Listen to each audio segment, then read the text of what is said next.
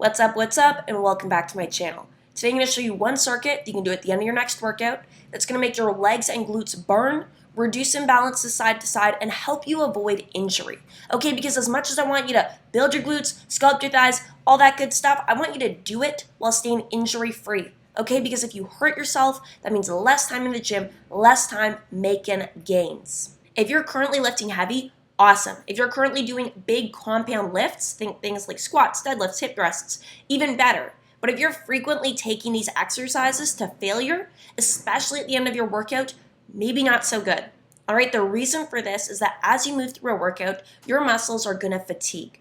All right, even if you're newish to weightlifting, you can probably think of a time where you walked for what felt like forever. Maybe when you were Christmas shopping at the mall and you did like 50 laps trying to find that one thing. And you start dragging your feet, you start slumping forward, maybe you want a piggyback ride. All right, in other words, your muscles fatigue.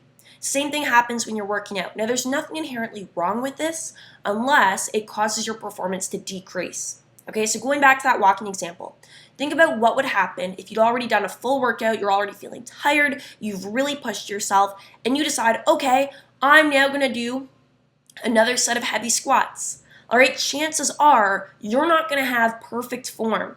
All right, you might find yourself starting to slump forward. You might find yourself starting to move slower. You might find yourself kind of not being able to handle the weight as confidently as you normally would be able to. If you're tired enough, you might even find yourself shifting the emphasis of that load or shifting the weight from your muscles to your joints. Okay, that's not a good situation. That's really increasing your risk of injury. This is where a circuit comes in. The way this is going to work is we will have 3 exercises: the line leg curl, the glute bridge, and the straight leg bridge. All right, each of these exercises will hit the same muscle groups, but the line leg curl will be the most challenging, whereas the straight leg bridge will be the easiest. Okay, and so the idea is that we will do as many reps as we can of the hardest exercise, then drop to the next exercise, and then drop to the final exercise. That way we're taking each exercise to failure and then moving to an easier variation as we go.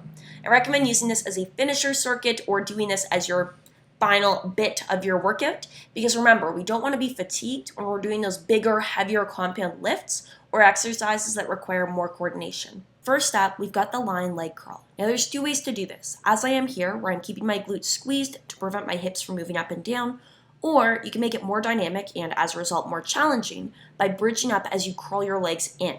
If you'd like to make this movement even tougher, you can do it like that. Regardless of which variation you choose, you want to focus on keeping your hips level and keeping even pressure on each leg.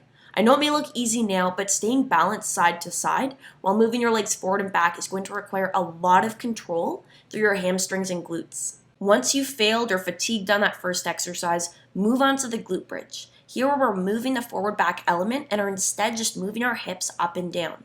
So as compared to that first exercise where I was clenching my glutes while lengthening and contracting my hamstrings, here we're doing the opposite. We're clenching our hamstrings while lengthening and contracting the glutes. I recommend taking as wide a stance as you can on the ball and again focusing on keeping those hips level side to side. The smoother you can make this movement, the easier it will be to balance. Once you've fatigued on the glute bridge, we're going to move on to our final exercise, the straight leg bridge. As you can see, this has the shortest range of motion out of all the exercises yet. This means less range of motion for us to control, and as a result, less focus and coordination to do so.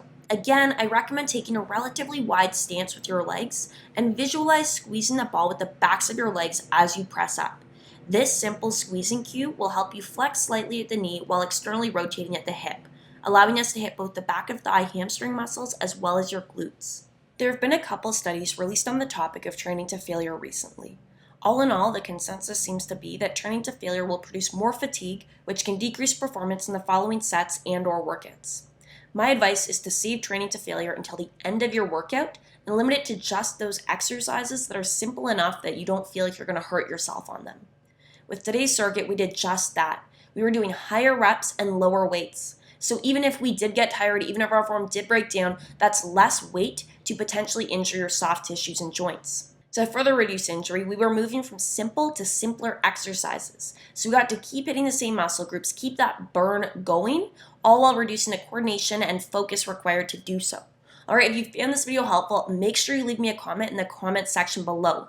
I check the comments, I reply to the comments for the first 60 minutes after every video, and after that, I mainly check under my pinned comment at the top. All right, you guys have been giving me some amazing ideas for what to do next, and that's always where I look first when I'm planning my next videos. I remember when I first started training, I wanted to leave everything on the gym floor. I wanted to go as hard as I possibly could every single session, 0 to 100, 0 to 200, like real quick. But that left me feeling injured and tired and sore way more than I realistically would have liked to, and it probably honestly slowed down my progress. If that is currently you, or if you're just struggling a little bit more than you feel like you should, then I'd love for you to take the body type quiz I've linked down below. Then I'm going to take you through a quick series of questions asking you about your starting point, your fitness level, your goals, and give you my advice for what I recommend you focus on first. Because in my experience, the hardest part is just getting started and feeling like you're moving in the right direction. All right, so I've put the link for that in the description box below.